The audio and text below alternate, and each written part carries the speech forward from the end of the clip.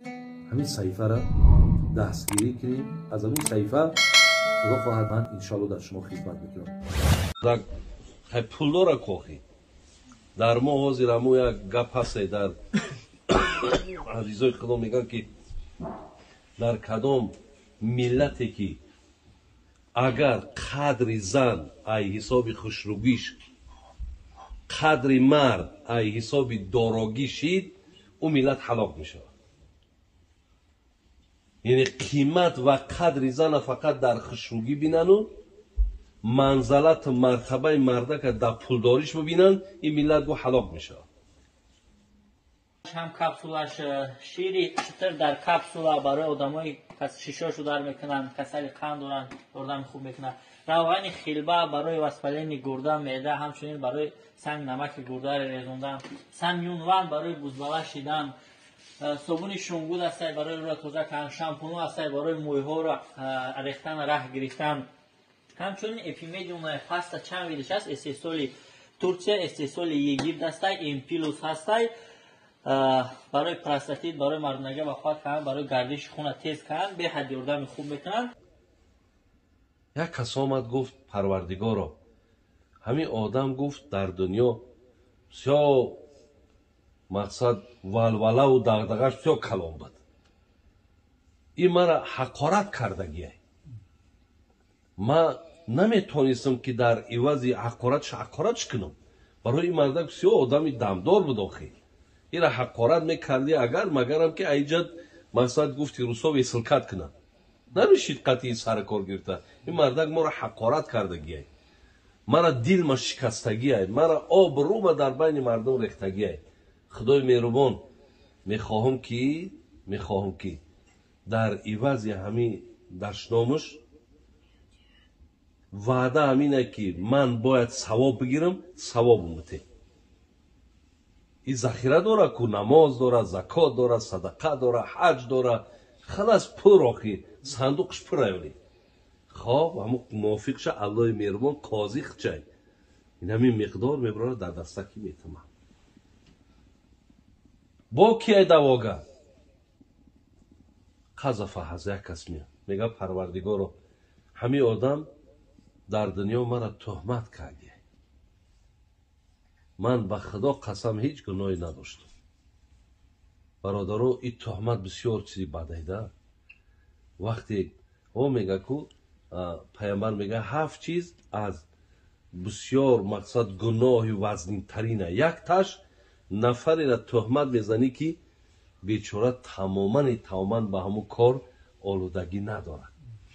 تا اگر آدمی این حالت در بالوش نیویه هیچ حس کردن نمیتونه. وقتی تهمتت کنن در کاری که تو تماما در همون یگان ربط نداری انامجا دردت میکنن.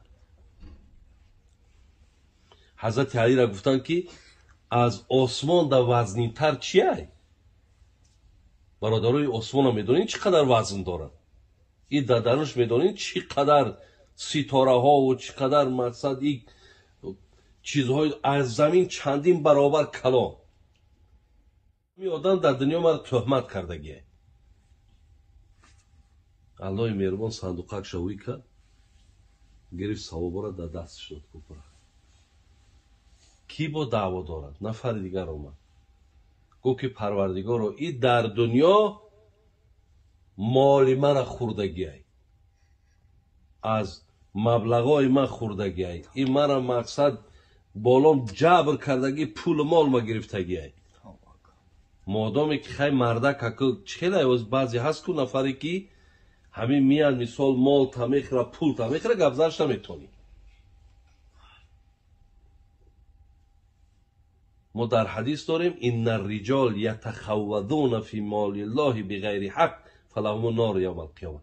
کسی مال کسی را اگر مجبورن یا با طریق ظلم یا با طریق جبر، مثال وقتی مال کسی را شما میگیرین، پیامبر نازنین گفتن که روز قیامت آتش جهنم انتظار باش که در عوضش تو آتش جهنم میخوری.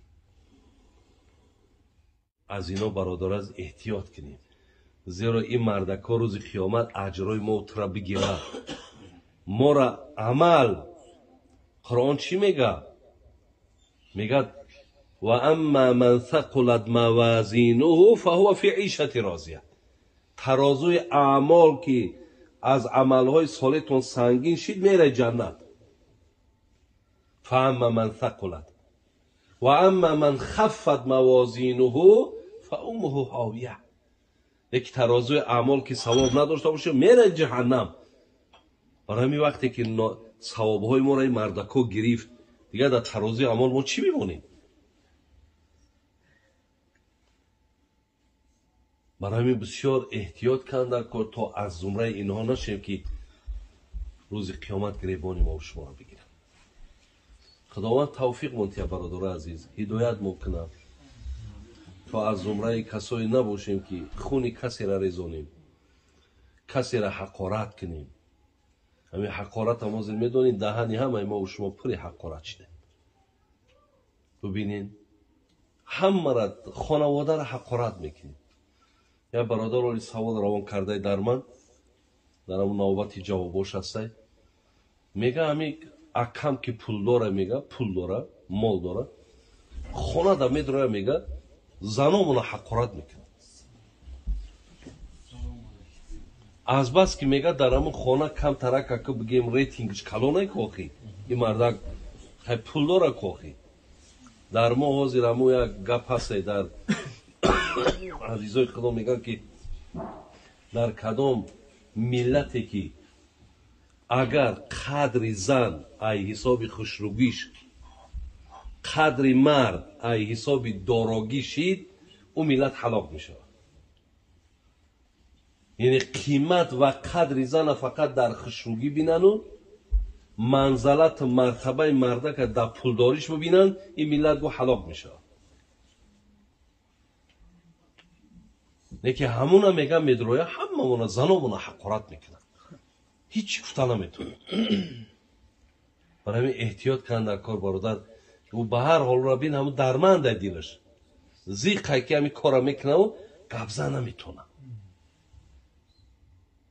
برای همین اینجا گب نزد اونجا در زبانش درازه اونجا گب میزنه. خدا من خاتمه مونا بخیر کنه. خداوند میگه ما پیامبری را فرستادیم یا مبعوث کردیم در بین یک قومی که امی بدن. امی گفته برادران یک آدمی تا دغلی باید کنیم توپای